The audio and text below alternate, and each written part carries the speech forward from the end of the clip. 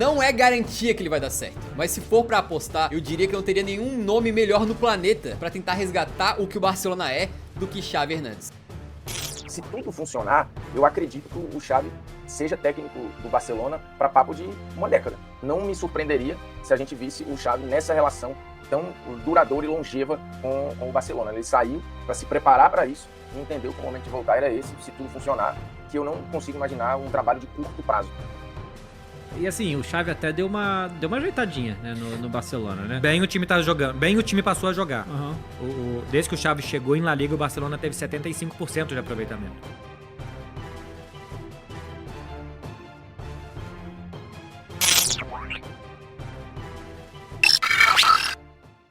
Ele foi uma lenda, não só do Barcelona, mas do futebol moderno. Esteve no principal clube do século, aquele que proporcionou a maior revolução ao futebol atual, e fez parte de um time que parecia ser imbatível, mesmo quando não estava nos seus melhores dias. Xavi Hernández foi um grande meio-campista, campeão de tudo pelo Barcelona e campeão do mundo com a seleção da Espanha. No clube catalão, virou uma lenda viva, com seus adeptos mais fervorosos considerando-o como o maior meio-campista de todos os tempos, ou um dos mais revolucionários para o esporte no setor do meio-campo. Mas assim como outros casos, Xavi vive o seu pior momento no pós-carreira como jogador. Se aventurou como técnico e o que parecia ser um casamento perfeito e que duraria anos e anos, acabou ruindo em apenas meia temporada. Essa é a história de Xavi como treinador do Barcelona desde sua primeira temporada e também uma reflexão do porquê grandes ídolos não dão certo treinando seus clubes de coração, ainda que tenham sido ídolos jogando. Então já muda seu mundo real e vem comigo para mais uma análise de Trave a Trave.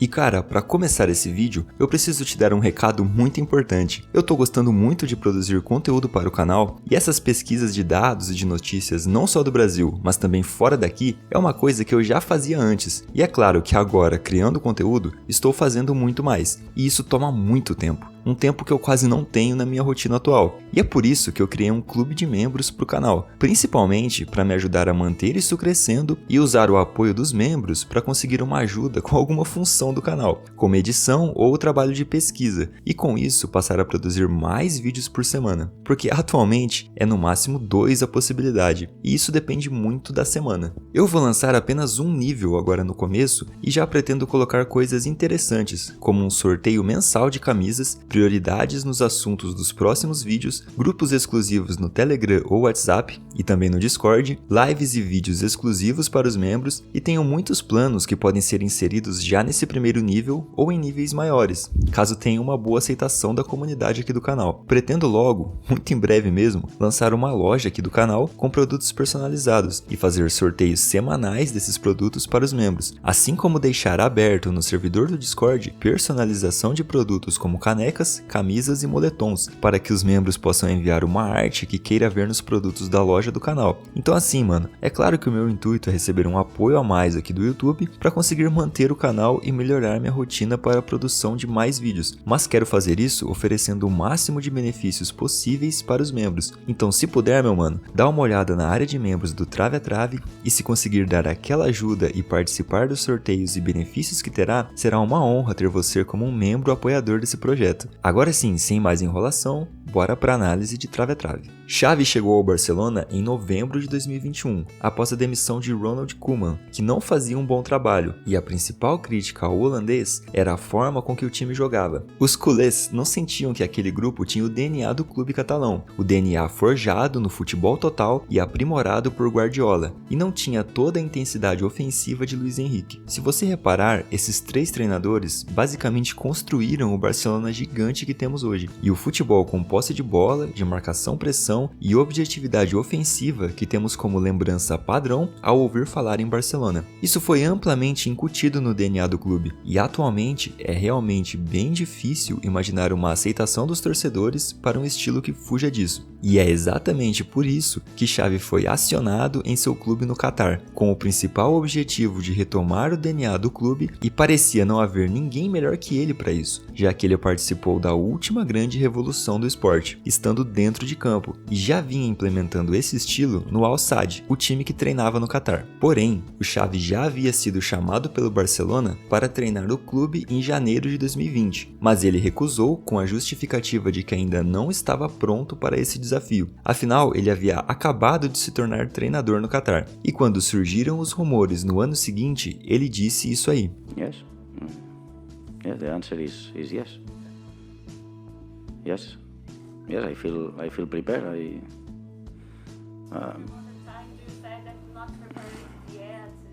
Yes, because when Barca called me, it was in my first 3 months in my career. Now it's different. It's my third season here, but I have to tell everybody that I'm really happy in Qatar. I'm really happy. I'm very proud to be the head coach in Al Sadd. So I'm really happy, and I'm learning a lot from the players. I'm proving myself. I'm taking experience. But yes, I'm ready. I feel I'm ready.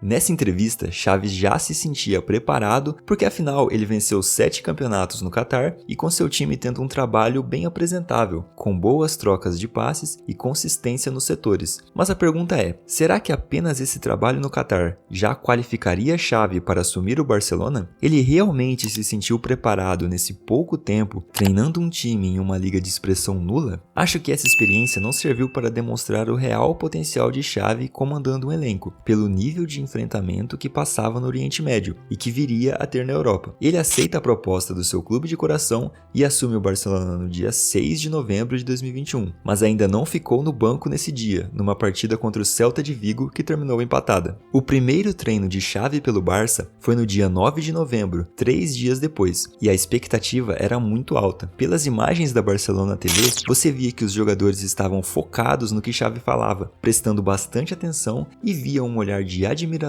tanto de seus companheiros como Piqué e Jordi Alba, quanto das jovens promessas como Riqui Puig e Pedri, que provavelmente cresceram assistindo Xavi brilhar no Camp Nou. Toda a mídia dava como certa essa combinação, e a primeira metade de temporada fez essa expectativa aumentar ainda mais. Apesar de internacionalmente o time não ter conseguido se destacar, saindo na fase de grupo da Champions e caindo nas quartas da Europa League para o Frankfurt, coisa que também aconteceu no ano seguinte, caindo para o Manchester United na Europa League e não passando da fase de grupos na Champions, na La Liga o Xavi pegou o Barcelona na 9ª posição e levou até a 2ª no fim do torneio. Foram 26 jogos, 17 vitórias, 5 empates e 4 derrotas. Foi uma baita recuperação do time bagunçado de Koeman. Mas apesar desses bons resultados, o Barça ainda estava muito vulnerável defensivamente e dos 26 jogos de Xavi, em 17 eles sofreram gols. Isso só em jogos da Liga. Ainda tiveram as Copas Nacionais e Internacionais. Mas também é verdade que o desempenho ofensivo foi muito melhor. Xavi pegou o time com média de 1.5 gols por jogo e levou até a marca de 1.8. Isso serviu para o hype crescer e a próxima temporada de Xavi seria vista com mais atenção e com toda certeza a pressão subiria. E assim, diferente do caso Ten Hag no United, não dá para dizer que Xavi não melhorou e não fez uma boa primeira temporada completa no clube. O time tinha um padrão de jogo e o resultado nós sabemos qual foi. O início de La Liga foi bem complicado. O Real Madrid liderou até a 12ª rodada e inclusive venceu o primeiro confronto direto no El Clásico, o que deixou uma sensação de que novamente seria difícil tirar o título dos merengues. Mas com 2 rodadas ruins do Real, empatando com Girona e perdendo para o Rayo Vallecano,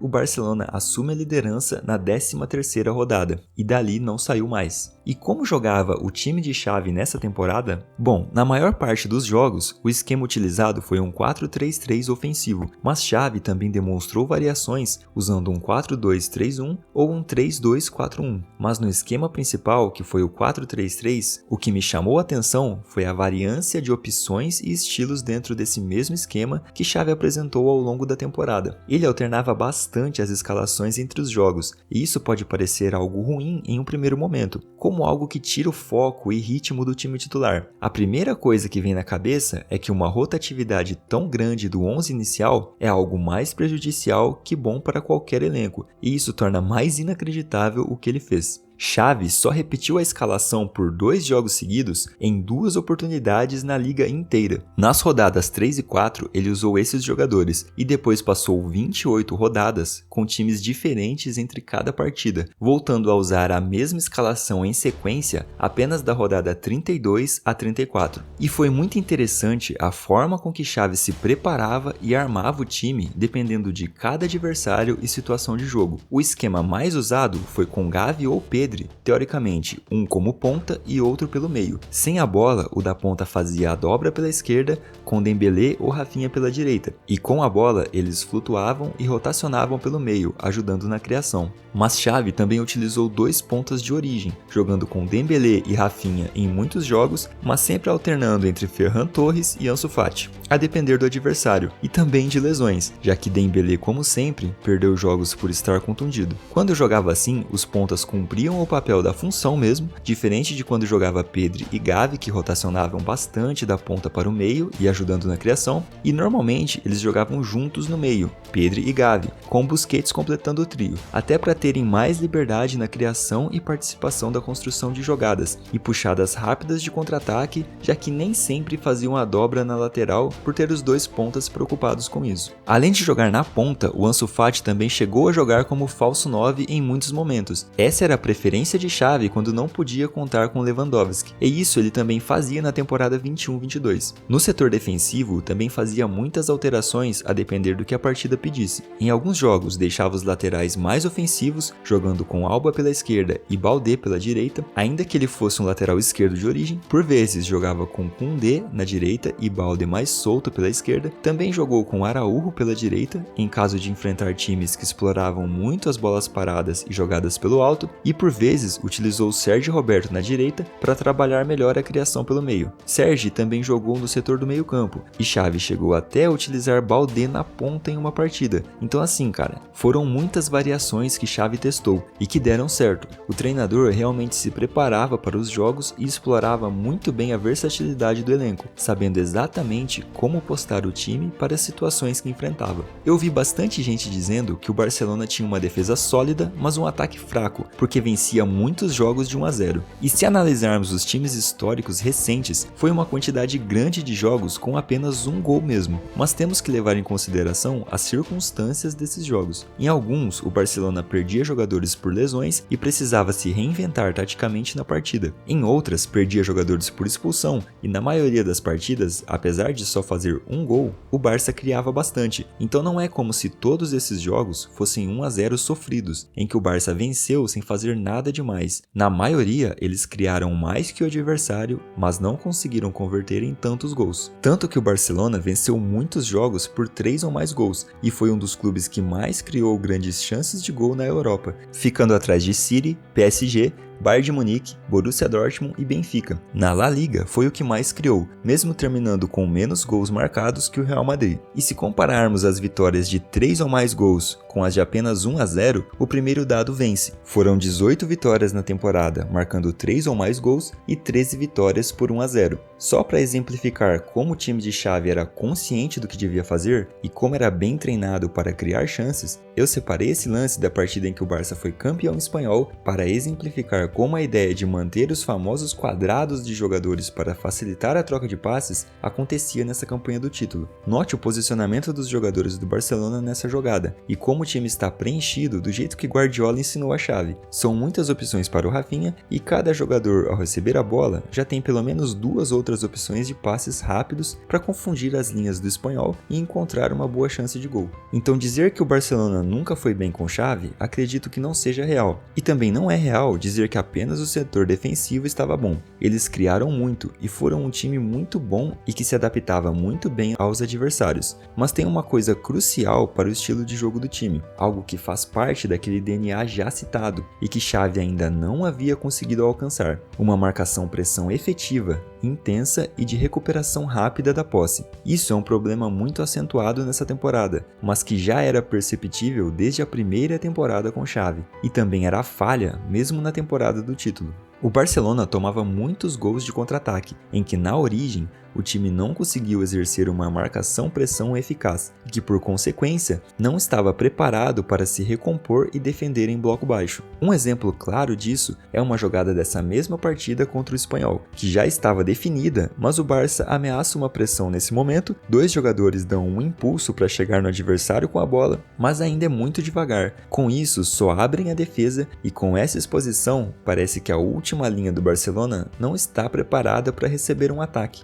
Dá a impressão que eles não são treinados para essas situações terminais e que o time confia 100% nas pressões nas linhas altas. Outro exemplo é essa jogada contra o Intercity. Nessa sim, o jogo ainda estava no início e o Barça não consegue pressionar rápido, e o mesmo acontece. A bola chega no atacante do Intercity e a última linha do Barcelona está mal postada, e parece ter uma reação lenta para a situação. Fica muito bagunçada e nesse caso o jogador perde o gol, mas temos que considerar que era um time da 3ª divisão. Acho que o Barça deveria sofrer menos exposição do que sofreu nessa partida, por exemplo, em que tomou 3 gols desse time. E o último gol dos caras foi um erro individual do Marcos Alonso, então um dos pontos de críticas para esse Barcelona atual é a quantidade de erros individuais que vem acontecendo, mas a verdade é que isso também aconteceu na temporada passada. Claro que não nessa quantidade absurda, como o Yamal perdendo gols feitos e a defesa batendo cabeça naquele 4º gol do Villarreal, mas na temporada passada, erros individuais também aconteciam, como esse do Alonso, esse aqui do Busquets em uma partida contra o Osasuna, que gerou uma chance de perigo,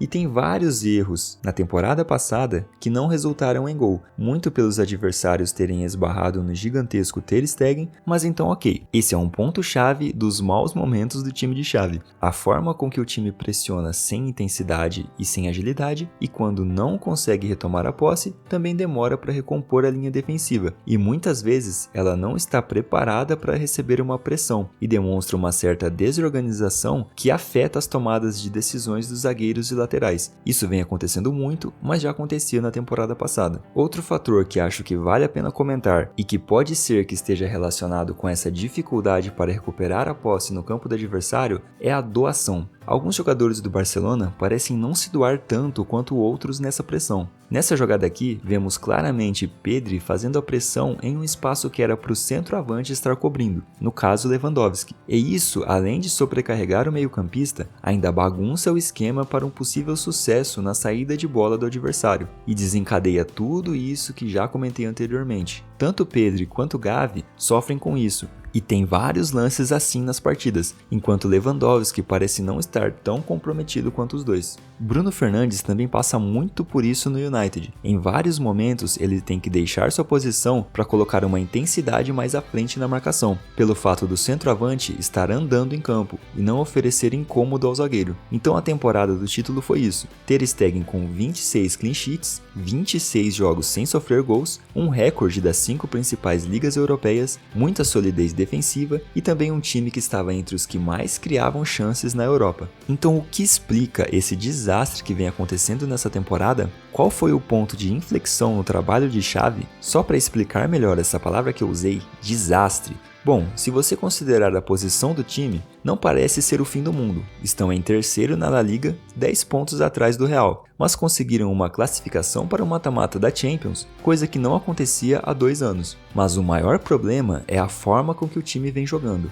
Olha essa sequência do Barça, cara. São 16 gols sofridos em 5 jogos. Na temporada passada, o Barcelona chegou até a 36ª rodada da Liga, tendo sofrido apenas 15 gols. E nessa, em 5 jogos, eles sofreram 16. Tudo bem que tem jogos de Copa no meio, mas é uma diferença muito absurda. Claramente não é o mesmo sistema defensivo de antes, e está sem Ter Stegen agora, mas acho que é muito simples essa explicação, e não tem um bom embasamento no que de fato acontece nos jogos. Apesar de Ter Stegen ser infinitamente superior ao Iñaki Peña, os zagueiros e laterais vêm errando coisas muito simples, que mesmo com Ter Stegen ali, seria bem difícil consertar. As lesões no geral também não acho que sejam a explicação para o mau momento do time em campo. Tudo bem que tem Ter Stegen, Rafinha, Gavi, Marcos Alonso e alguns outros desfalcando o time, mas a galera adora usar esse argumento quando o time vai mal. Ah, a culpa é das lesões. Temos que levar isso em consideração. Não tem, cara. Não tem nenhuma relevância isso. É só um comentário de segurança. É meio que uma demagogia. Não tem respaldo no que acontece em campo. Desculpa, se tivesse metade do time lesionado, ainda assim não seria aceitável um clube como o Barcelona tomar 16 gols em 5 jogos. O que desmonta ainda mais essa ideia é que no ano passado, o Barcelona em algumas rodadas perdeu ao mesmo tempo Dembélé, que era o melhor jogador do time,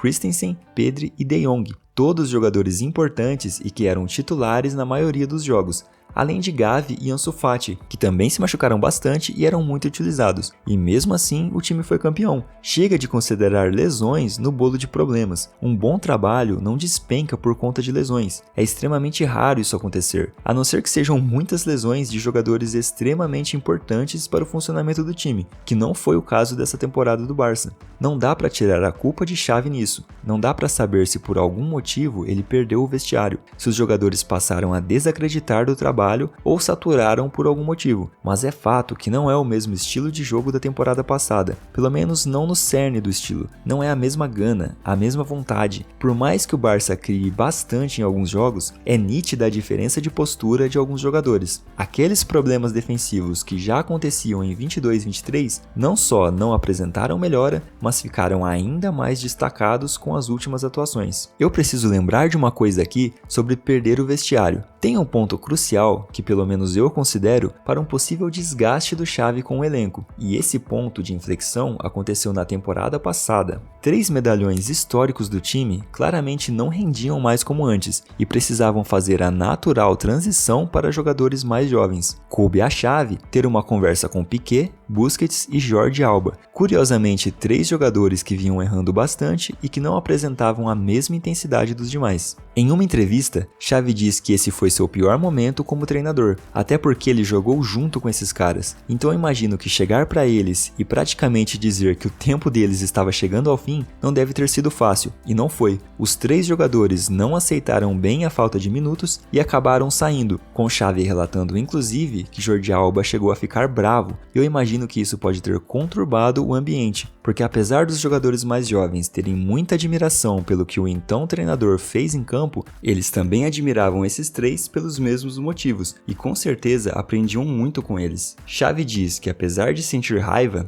Jordi Alba conversou e disse estar comprometido, mas é claro, ninguém é criança aqui. Os 3 ficaram sentidos e meio que não esperavam isso de Xavi. Apesar de ele dizer que passou o mesmo com Luiz Henrique em 2015, esse caso é diferente, porque ele jogou junto com os caras. A relação de amizade era muito maior e com certeza isso fez com que a aceitação fosse apenas pública, mas no íntimo, Jordi Alba, Busquets e Piqué ficaram magoados com o treinador. E aqui eu nem estou colocando isso como um erro de Xavi, ou dizendo que foi uma decisão errada. Ele tomou a decisão que achou ser mais correta para a equipe, mas eu imagino que ele foi meio que usado nesse caso. A diretoria já fez uma jogada de mestre trazendo ele. Afinal, é o escudo perfeito, um cara enorme no clube, que tem uma identificação muito forte com os torcedores, e um grande problema que se mostrou presente no Barcelona recentemente eram os altos salários de medalhões do clube. Fator que inclusive dificultou muito as janelas do Barcelona por conta do fair play financeiro, tornando difícil a inscrição de novos jogadores e os encaixes no orçamento. Além de estarem blindados de críticas por trazer Xavi, eles ainda conseguiram matar esse problema colocando um cara do tamanho desses medalhões para bater de frente com eles. Mas enfim, voltando para a temporada atual, se analisarmos desde o início, o Barcelona não foi tão mal. Começou com 2 goleadas por 5-0 e nos 13 primeiros jogos teve 10 vitórias e 3 empates. Goleou no primeiro jogo da Champions, enquanto outros times que enfrentaram adversários mais fracos, como o City, que pegou Estrela Vermelha, Real Madrid, que pegou União Berlim, e Bayern, que pegou o Manchester United, também venceram, mas não conseguiram construir o placar de forma simples, como fez o time da Catalunha. E isso me fez até imaginar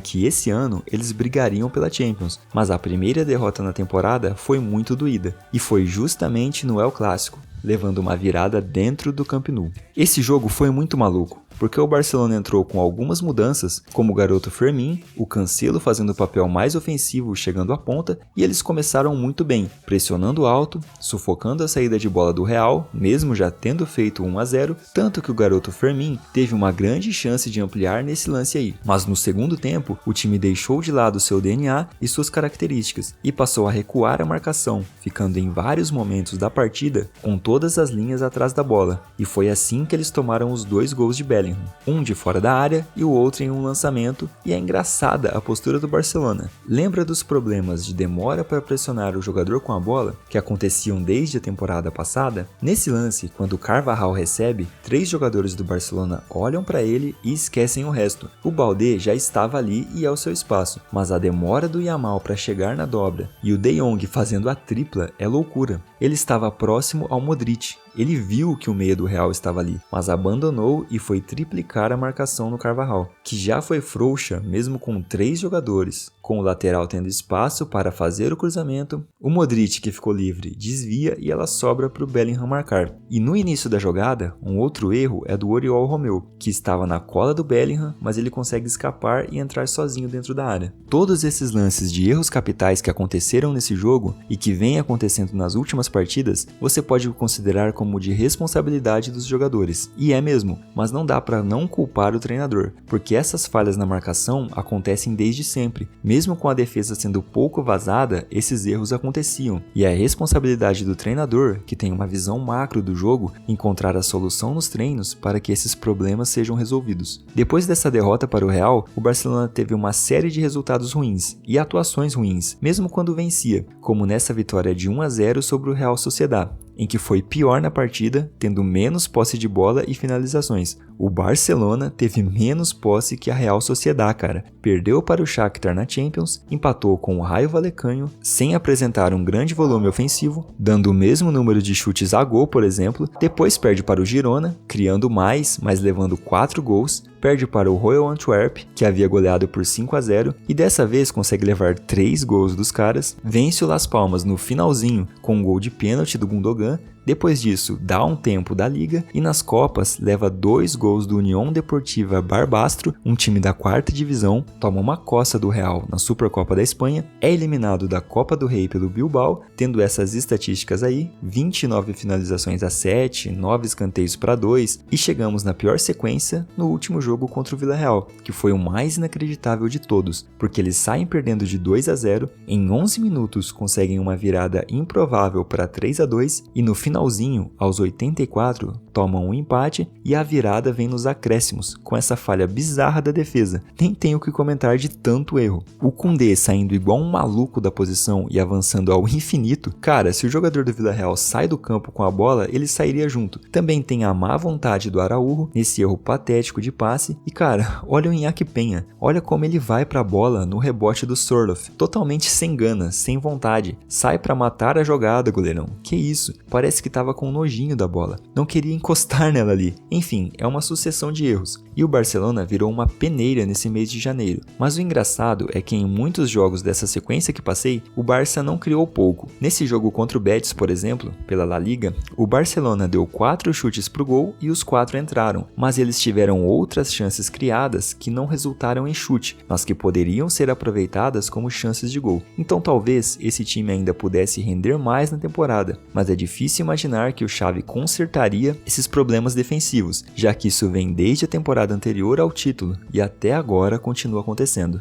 E com a declaração dele dizendo que vai sair do clube ao fim da temporada, acho que o clima já fica meio que fim de festa. Não imagino os caras se doando em campo e o Xavi com tanta energia nos treinamentos depois desse ponto de ruptura. É claro que serão profissionais, mas acho que alguma coisa aconteceu ali. Não sei se foi parecido com o que houve com o Tuchel no Chelsea, até porque aconteceu a mesma coisa que aconteceu lá com o mesmo jogador. O João Félix mal foi apresentado e já se tornou titular do time, assim como o Cancelo. E se você não viu o vídeo sobre o Chelsea, recomendo dar uma olhada para entender como o Tuchel perdeu o vestiário. Mas talvez isso não tenha sido influência alguma. Talvez a ruptura com Piqué, Alba e Busquets também não. Mas é fato que o time apresentou uma piora defensiva, não em relação aos erros em si, porque eles sempre aconteceram, mas em relação à postura tanto dos jogadores quanto do Xavi na montagem do esquema. Claramente Claramente, a saída de Busquets afetou o time, não pelas atuações dele em si, que muitas vezes vinha errando bastante, mas pela postura do time e do setor. Ele dava segurança para os outros dois meio-campistas, e isso não vemos com o Oriol Romeu nessa temporada, nem com outro que faça essa função. E eu acho que uma coisa que Xavi poderia fazer é testar outras alternativas no meio-campo. Essa formação com Pedri, De Jong e Gundogan é muito técnica, mas acho que não está funcionando. Falta um volante com mais pegada e que dê mais segurança para esse meio. O De Jong fez em muitos momentos isso no Ajax, e no próprio Barça já foi um jogador mais destrutivo, mas não é a principal característica dele. Talvez se Xavi tentasse fazer o que Guardiola fez na temporada passada, trazendo um zagueiro para o meio, ele teria mais resultado na marcação-pressão que almeja e na liberdade de criação. O Stones foi muito bem nessa função, e eu consigo imaginar claramente o Koundé, por exemplo, fazendo isso. E se o Barcelona não encontrar alguém para essa posição no elenco, eu acho que poderiam fazer mercado, ainda que seja para a próxima temporada, e trazer o Zubimendi, por exemplo, que, cara, na minha opinião, é top 3 dos principais jogadores da boa campanha que vem fazendo o Real Sociedad. Ele é muito bom.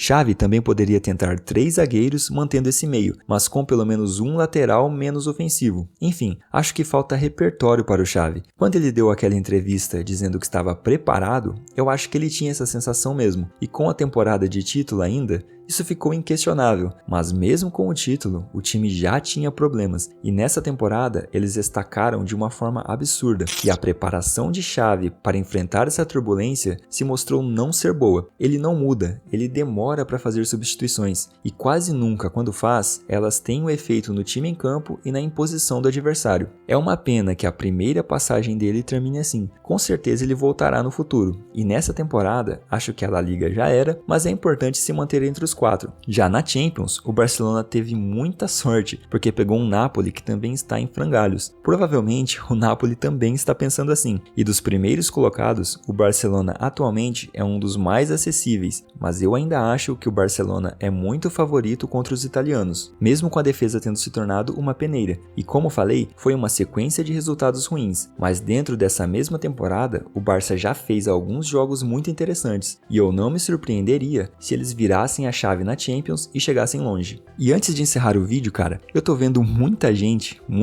mesmo, até torcedores espanhóis, dizendo que Lewandowski tem que ficar mais vezes no banco, que Xavi protege ele e que Vitor Roque tem que ser titular. E cara, eu realmente não tô entendendo esse movimento. Primeiro que o Vitor Roque mal completou um mês de clube, e ele simplesmente não fez nada na carreira ainda que justifique achar que ele deve bancar o Lewandowski no Barcelona. E segundo, que o principal problema do time nem é no ataque, eles criam chances e fazem muitos gols em várias partidas, então não acho que tirar Lewandowski vai resolver. E mesmo que ele esteja enfrentando um mau momento, ele é o Lewandowski, não dá para descartar um jogador assim. Na Champions ele pode ser importante, pode ser uma liderança ofensiva e decidir jogos equilibrados. Não dá, cara. O Vitor Roque não foi contratado para resolver um problema latente do Barcelona. Ele foi contratado por ser promissor. É um jogador para o futuro. Veremos os primeiros passos dele talvez na próxima temporada e não nessa. Não dá para querer queimar a largada. Ele não vai ser o que Neymar foi, tanto que ele já teve minutos e desperdiçou grandes chances de gol. Não dá para colocar uma pressão na escalação dele. Isso só fará esse início de passagem ser mais conturbado.